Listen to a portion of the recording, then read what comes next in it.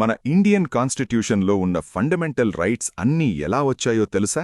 కొన్ని రోజుల పాటు డిస్కషన్స్, డిబేట్స్ అండ్ ఆర్గ్యుమెంట్స్తో.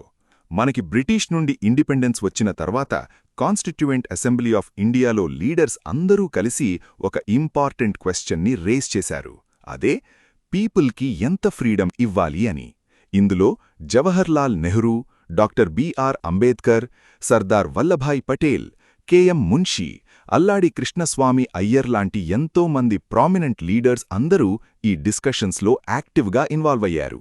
అలా కొంతమంది లీడర్స్ ఫుల్ ఫ్రీడమ్ ఇవ్వాలి, రిస్ట్రిక్షన్స్ ఏముండకూడదు అన్నారు. ఎందుకంటే బ్రిటిష్ రూలింగ్ టైంలో మన ఫ్రీడమ్ని చాలా రెస్ట్రిక్ట్ చేశారు. లైక్ స్పీచ్, ప్రెస్, ప్రొటెస్ట్ అన్నీ కంట్రోల్లో ఉండేవి. సో ఇండిపెండెన్స్ వచ్చాక పీపుల్కి కంప్లీట్ లిబర్టీ ఇవ్వాలి, అప్పుడే డెమోక్రసీ స్ట్రాంగ్ అవుతుంది అని వాళ్ల నమ్మకం.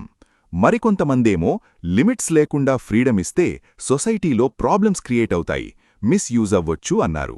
ఎగ్జాంపుల్కి హేట్ స్పీచ్, వైలెన్స్ని ఎంకరేజ్ చేయడం, ఫాల్స్ ఇన్ఫర్మేషన్ స్ప్రెడ్ చేయడం, ఇవన్నీ జరిగే చేంజ్ ఉంది అని అన్నారు. అలా ఈ టాపిక్ మీద గంటలు కాదు, కొన్ని రోజుల పాటు డిస్కషన్స్ అండ్ డిబేట్స్ జరిగాయి. ప్రతి ఒక్కరూ వాళ్ల పాయింట్ని స్ట్రాంగ్గా డిఫెండ్ చేసుకున్నారు. ఫ్రీడమ్ ఇంపార్టెంట్ అని అందరికీ తెలుసు, కానీ సేఫ్టీ కూడా అంతే ఇంపార్టెంట్ అని అర్థమైంది. సో ఫ్రీడమ్ ఉండాలి, కానీ పబ్లిక్ ఆర్డర్, సేఫ్టీ, యూనిటీని ప్రొటెక్ట్ చేయడానికి కొన్ని రీజనబుల్ లిమిట్స్ కూడా ఉండాలి అని వాళ్లందరూ డిసైడ్ అయ్యారు. ఫైనలీ ఒక బ్యాలెన్స్డ్ సొల్యూషన్కి వచ్చారు. అదే మనకి ఫ్రీడమ్ ఇస్తూ కొన్ని రీజనబుల్ రెస్ట్రిక్షన్స్ కూడా పెట్టడం. అవేంటి అంటే 1. Sovereignty and integrity of India. అంటే కంట్రీ యూనిటీని బ్రేక్ చేసి సెపరేట్ కంట్రీ క్రియేట్ చేయాలి అని ఎంకరేజ్ చేయడం లాంటి యాక్టివిటీస్ని కంట్రోల్ చేస్తారు. 2. Security of the state. అంటే కంట్రీ సేఫ్టీకి డేంజర్ అయ్యే పనులని కంట్రోల్ చేస్తారు. అంటే టెర్రరిస్ట్ గ్రూప్స్కి సపోర్ట్ ఇవ్వడం, సీక్రెట్ ఇన్ఫర్మేషన్ లీక్ చేయడం లాంటివి. 3.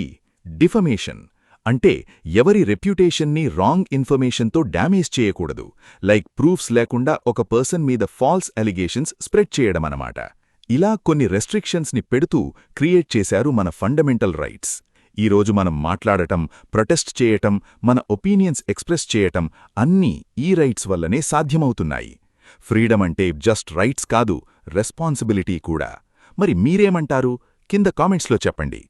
అలానే ఇలాంటి ఇన్ఫర్మేటివ్ వీడియోస్ కోసం సబ్స్క్రైబ్ చేయడం మాత్రం మర్చిపోకండి.